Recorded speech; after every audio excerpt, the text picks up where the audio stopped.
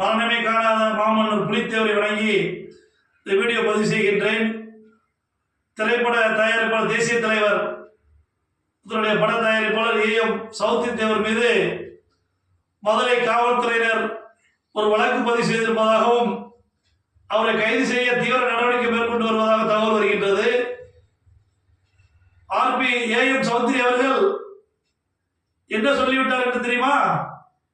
ஏன் ஊருக்கு வந்து பாருங்கள், உசிலம்பட்டிக்கு வந்து பாருங்கள் என்றுதான் சொல்லியிருக்கிறார் திருமாவளவன் அவர்களை குறித்து. இதில் என்ன தவறு இருக்கின்றது?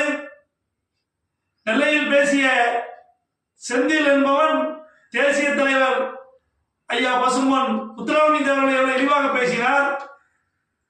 அதே போல் நேதாஜி தேச தந்தை நேதாஜி சுபாஷ் சந்திர போஸ் அவர்களை எவ்வளவு தலைக்குறவன பேசினார். அவரையெல்லாம் கைது செய்ய காவல்துறை தீவிரம் காட்டாமல் என் ஊருக்கு வந்து பாருங்கள், என்னை பற்றி கேட்டு பாருங்கள் என்று சொல்வதில் என்ன தவறு இருக்கின்றது?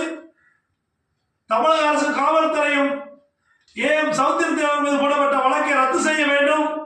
அவர் மீது எந்த விதமான நடவடிக்கை எடுக்கக்கூடாது.